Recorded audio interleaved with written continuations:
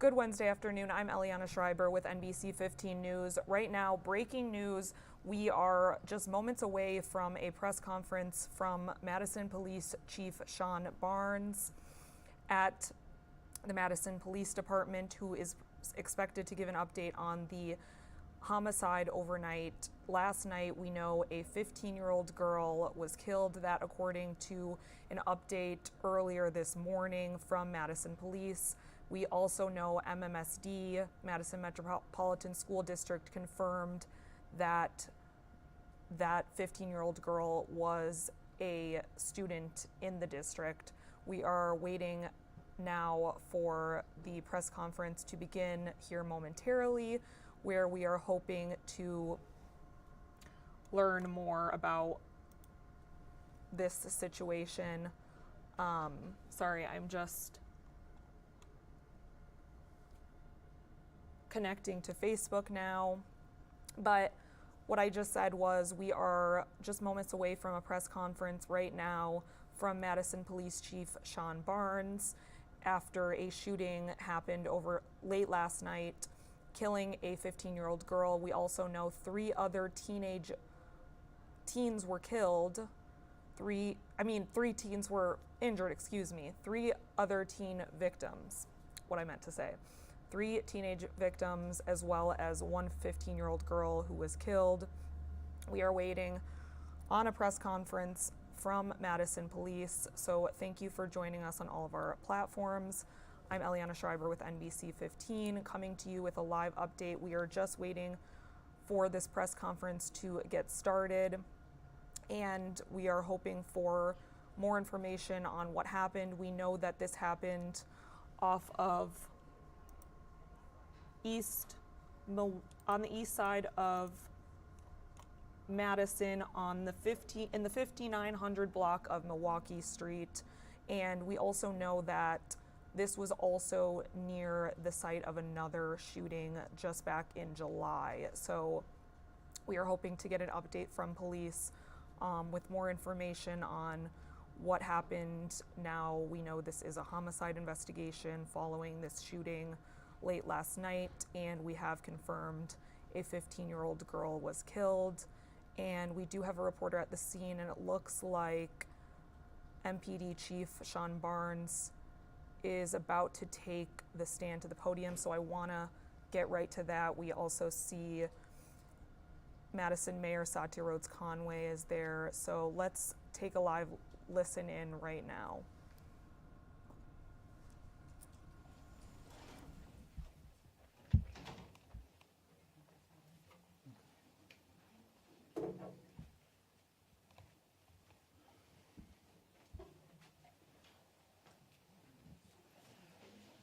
Good afternoon, everyone. Thank you for coming on such short notice. I'll deliver some comments, followed by the interim superintendent, followed by the mayor, and then we'll take a few questions, okay? As a collective community right now, we are all hurt, and most of us are angered by another senseless act of violence, and I believe rightfully so. There's no greater hurt than that of a parent who loses a child. In the course of my 24 years as a police officer, I've seen this too many times, and I can attest to it. As a community body, we collectively owe our support to this family and to also finding justice for this family. And we're dedicated to do that. It's the first thing I want you to remember. Last night, a 15-year-old girl who was a daughter, student, and friend, and who represented the promise of this community was killed in a brutal shooting and cowardly act of violence. Additionally, 3 other children were injured in this attack. Our officers arrived at the Harmony apartment complex around 8:30 p.m. to find a 15-year-old suffering from a gunshot wound.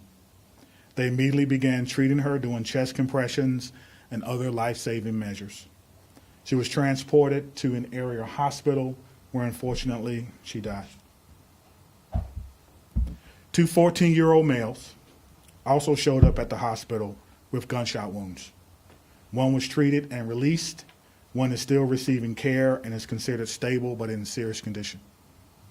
The other 14-year-old female suffered a graze wound and has since been treated for her injuries. Surveillance videos shows a car pull up to the apartment complex.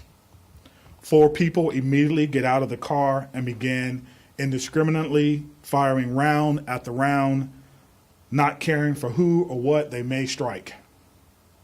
As of today, we're still processing the scene with nearly 50 shell casings recovered. Multiple homes were struck, and 2 of these homes were occupied with children and families. Our detectives are following up on all leads. Let me repeat that. They're following up on all leads. However, no arrests have been made at this time. Officers are back on the scene today, canvassing the area and searching for more witnesses and physical evidence. We, of course, as I always say, we need the public's help. We have still frames, and we're going to get these to you electronically for your news outlet, showing the suspect and the suspect's car that was involved in last night's shooting. If you have any information about this incident, we want you to contact the Madison Area Crime Stoppers. I'm going to give you that number. I usually leave it up to you. I'm going to give it because I don't want to leave anything to chance. 608-266-6014. Again, 608-266-6014. Or you can do that online at ptips.com, and this is anonymous. I know there is a lot of social media talk going on about this incident and about this case. We're asking people to please focus on the official updates that we release. An autopsy is scheduled for tomorrow for this beloved teen and community member who we've lost. All of the victims are young and they live in the area. The victims were also students within the Madison Metropolitan School District. We are providing extra patrol outside of MMSD schools today. As a former public school teacher, I can assure you that the staff are offering as much support as they can to the students. Joining us now is MMSD Interim Superintendent. Thank you, Chief Barnes. In the Madison Metropolitan School District today, we want you to know that we care about our community, and our community is hurting right now. There was a tragic death last night of an East High School student due to gun violence. And we know that when violence and challenges happen in the community, the impacts carry over into our schools. Today, school staff have been helping our students process a wide range of emotions. Our student services teams are providing supports for both students and staff members. And these supportive measures will be in place for as long as our communities are in need. I want to thank our external community organizations who have been mobilizing to provide supports to students and families outside of school and in our neighborhoods. To reiterate, this was an isolated situation. There will be increased presence in our neighborhoods around some of our schools, although no specific threats of violence exist. Our Office of School Safety and our school security assistants continue to provide direct support to our schools. Today and always, we remain committed to providing safe and supportive environments for all of our students and staff. There are no words to describe the immense impact of this tragedy. However, our school district and our city is a united community. We are all interconnected. We will process this together, and we will look out for each other together.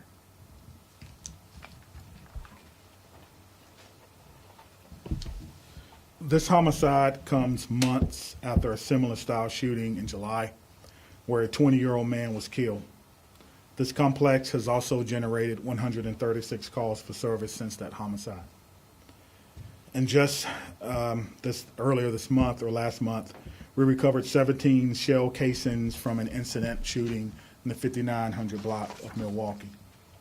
This complex is considered a priority location in our crime prevention strategy. We have done multiple things within the department to address violence at this complex. We have one of our new community outreach officers who holds weekly programming for youth. She has spent hours there serving families in this complex and have established some very good relationships. Our neighborhood resource officers have also held community outreach events there too.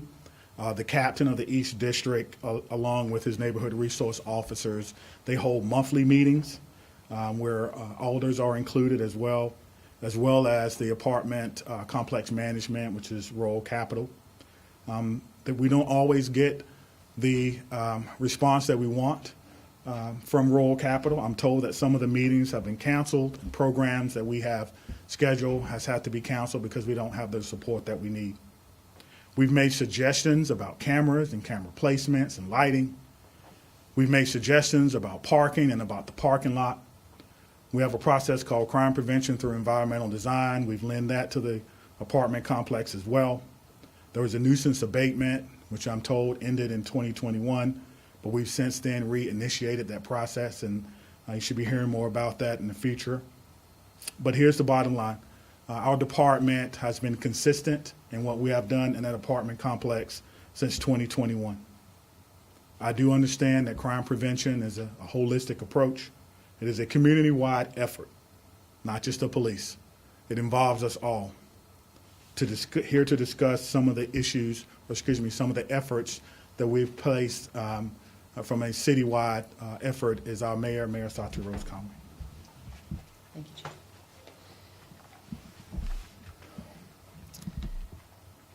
The death of a child is the worst thing that any city faces. It shocks our sensibilities. It hurts our hearts.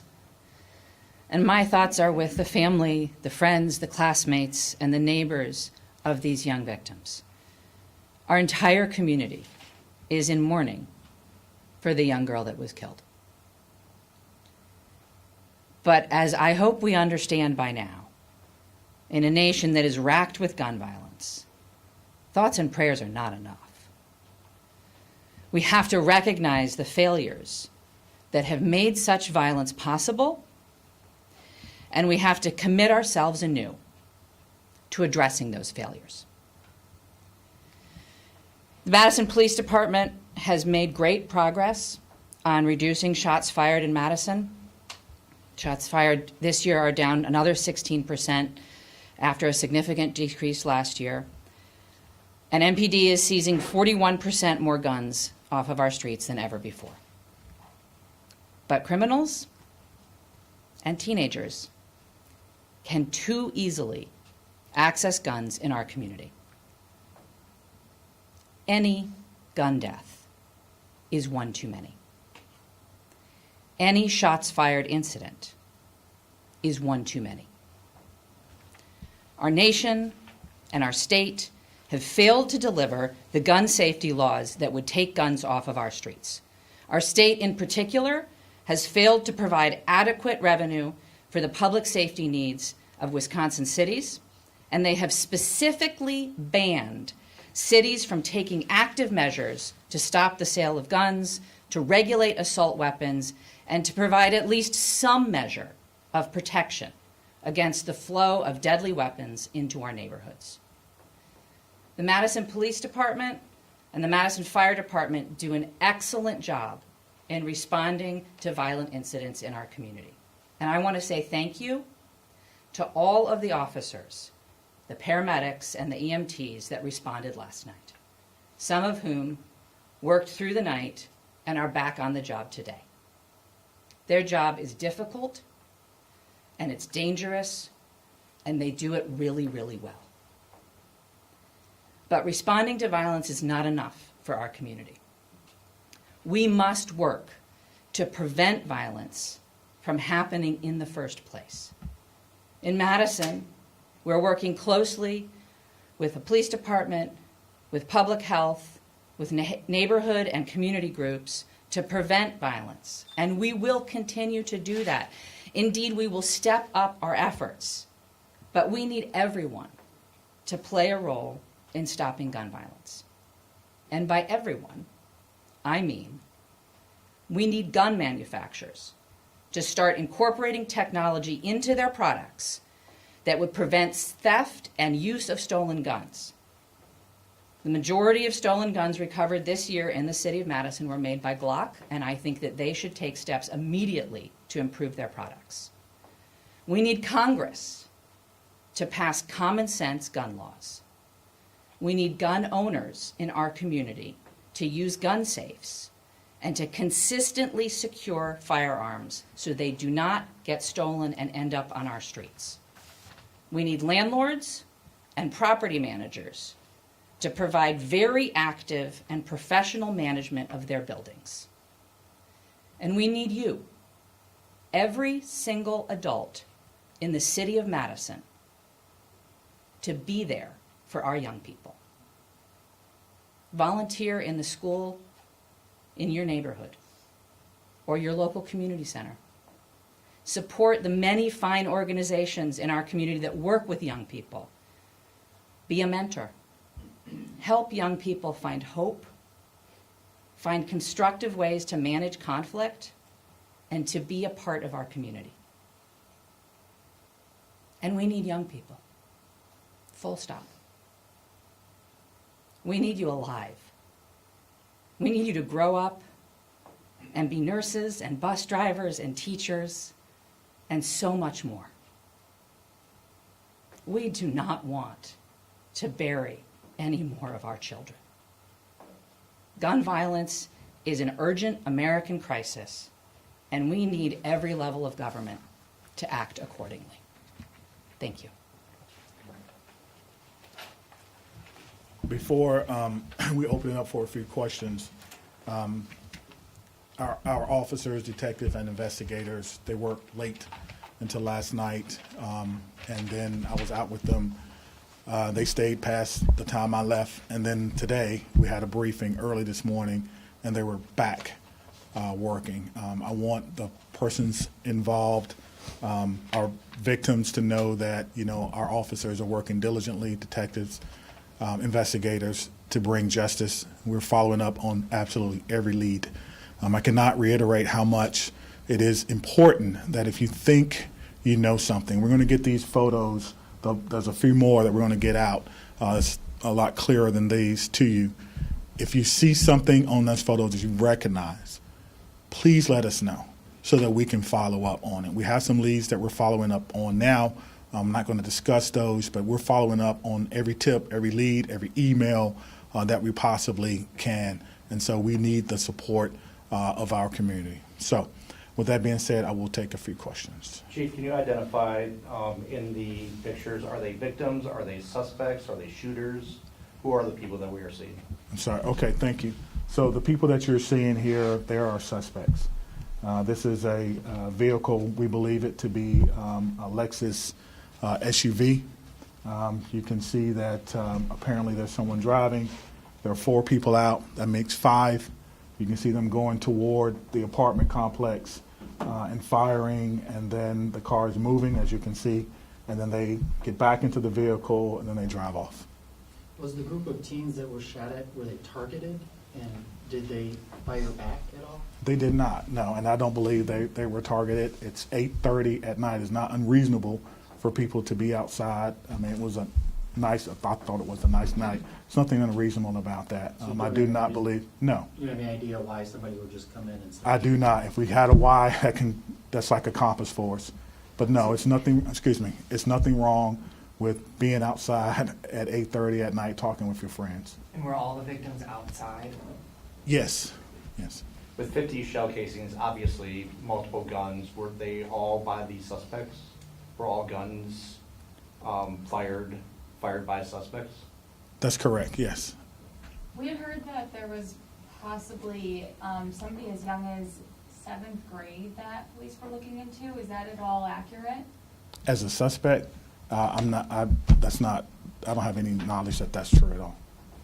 Are you doing anything to kind of hold the apartment complex accountable? I know that you mentioned like you went these routes of Yep. like the things in the past. Like I feel with them not having surveillance, with them not doing the things to keep their tenants safe, at this point, is there anything that you can do, maybe charge them a fine, to hold them more accountable of the situations that's going on down there? Yeah, it's an excellent question. So Captain Gary's not here because he was on a meeting with City Legal, and they'll be served with a letter of putting them on notice of the nuisance abatement process.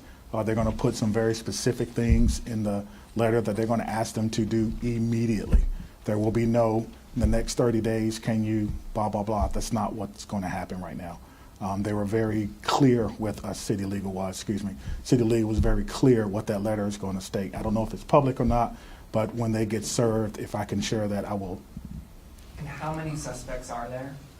So again, we can see that there are 4 that's outside of the car and 1 that's inside the car. So that would be 5. However, it's an SUV. I don't know if there were other people in the car. We can't see it in there. But that's what we know. There would have had to be someone driving and 4 persons on the outside. The victim or residents of the complex? The victims were all residents? They lived in the area. I'm not sure if they were all exact residents, and so we try not to give information that's going to identify juveniles. What kinds of guns were used?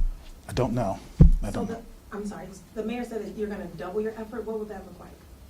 What do you mean double our effort? She said she's gonna double the city's effort in the violence prevention.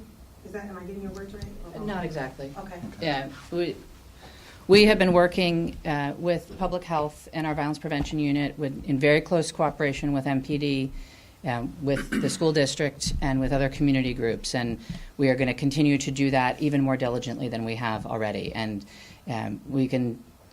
that looks like a lot of different things, including the work that we're doing to hold the property managers accountable for improvements that they need to make.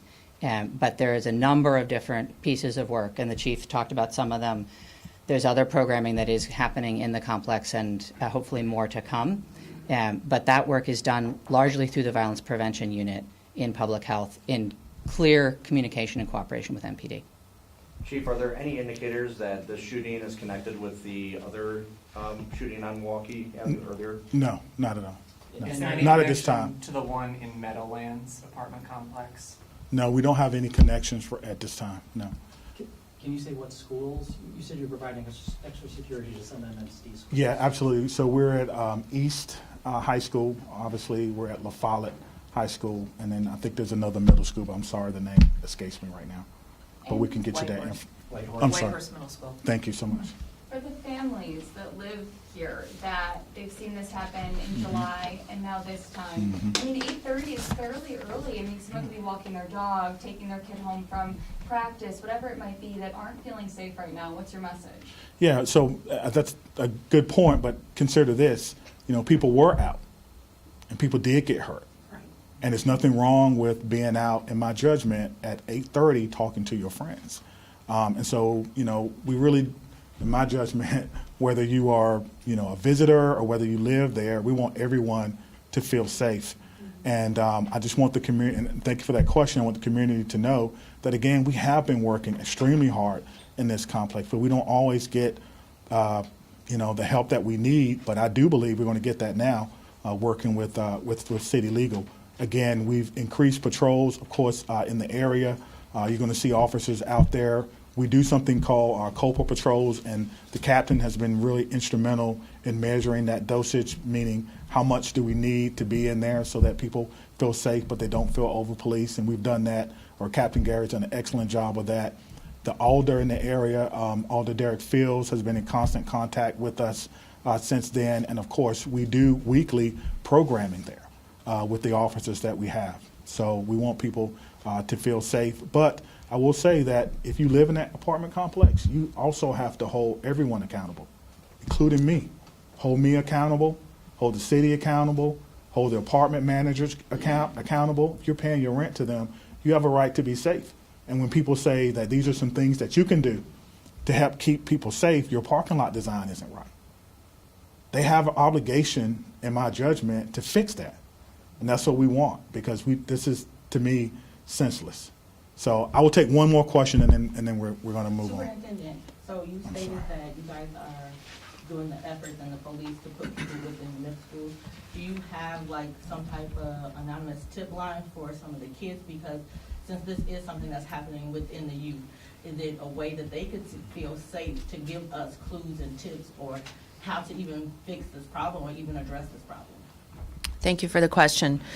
We have staff in our hallways today listening to students, talking to students. We know it's important to be doing that immediately and not let time pass. We also have an app at school that students can use if they want to provide confidential information. But we have deployed our student services staff from central office to be in all of the schools that we believe there may be an impact. Can we get a person from Focused Interrupted to comment on this latest? They don't have to, but. For Ariel. Okay, they don't want to comment, but let me say thank you to Focus Interruption. You know, when we call, they come to help us. Thank you to Madison School District. Thank you, Mayor, so much for your comments. Thank you to the men and women of the Madison Police Department who really not going on a lot of sleep, but that doesn't matter to us. And thank you to the community. We need your help. We're going to follow up on every lead. Remember that Crime Stoppers tip, number, line, or contact your local NRO, contact your local pastor, community leader, whoever it may be that you trust to give information so we can get that information and follow up on it. I believe we're going to work diligently on this one to resolve it. So thank you so much for covering this. Thank you.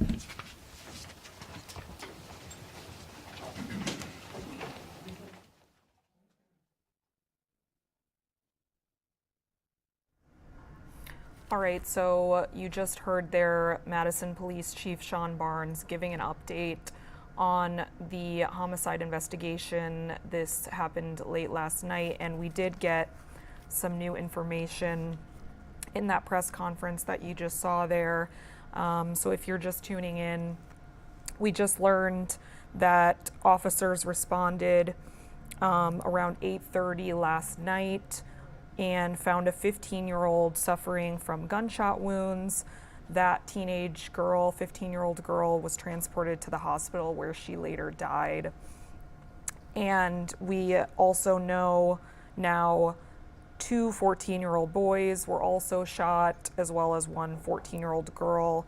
2 of those 14-year-old boys taken to the hospital and are injured with gunshot wounds. We know now police say the victims were also students, and they say they did live in that area. They didn't give specific information, but said they lived in the area due to them being minors. They did not want to release that information. We also learned 50 shell casings were found at that scene of the apartment complex there on Milwaukee Street, and multiple homes were struck. Again, this comes after a shooting in July happened in that same area at another apartment complex, and MPD Chief Barnes says they are following all leads, and he actually specifically mentioned the number that people can call.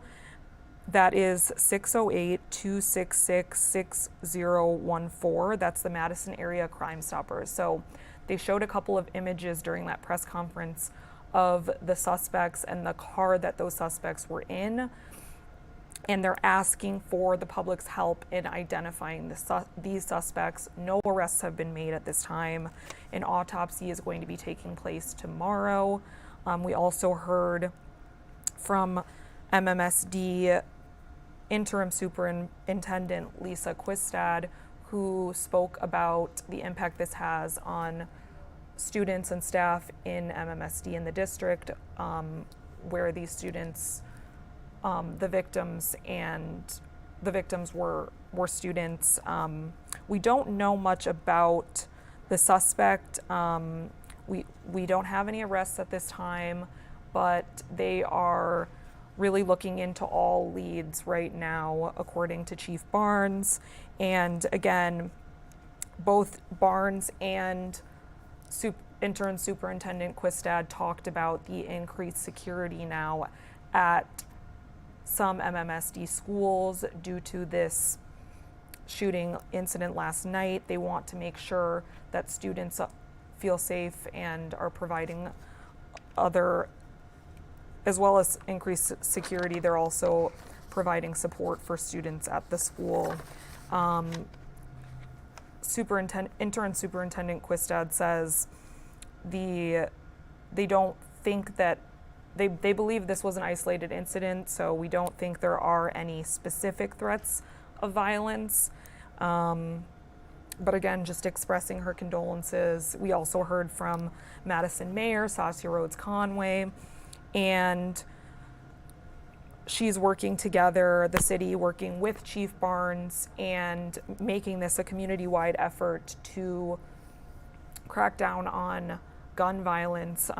She talked a lot about how good of a job police and Madison Fire do responding to these difficult situations, but she said everyone must play a role when it comes to preventing gun violence, especially with young people in our community. So a really grim time here in our community. And we have a quote from Mayor Rhodes Conway saying, quote, "We do not want to bury any more of our children." So really a sad incident that we have to report on here.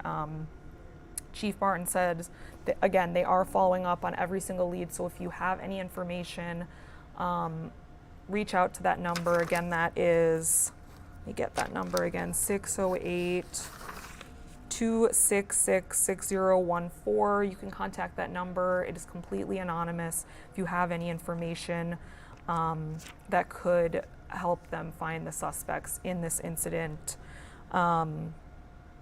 It is, again, of course, a community-wide effort, and I think that is all of the information we have. Oh, we do know from the photos of the suspect, we did hear from Chief Barnes that the car that the suspects were driving appeared to be a Lexus SUV, and it appeared to be 5 people in the car, but we don't know much other information about those suspects. But again, police following all of those leads, following up on every tip that they get. So if you do have information, it's really important that you reach out to the Madison Police Department. Of course, we will have much more coverage. We do have our reporter, Marcus Arsvold, who was at that press conference that you just saw there, and he will have full coverage in our newscasts later this evening. You can also, of course, follow all the latest updates on NBC15.com, but thank you so much for joining us, and just looking to see if we have any questions or comments here, but I'm not seeing anything. Again, we are police asking if you have any information, reach out to them, and I think that is pretty much the latest information. I was just looking to see if there were any questions here that I can try to answer for you guys, but doesn't look like anyone has any pressing questions at this time. But yeah, again, just make sure to stay tuned. NBC15.com will have all of the latest updates. But thank you for tuning in, and we will see you again at 4.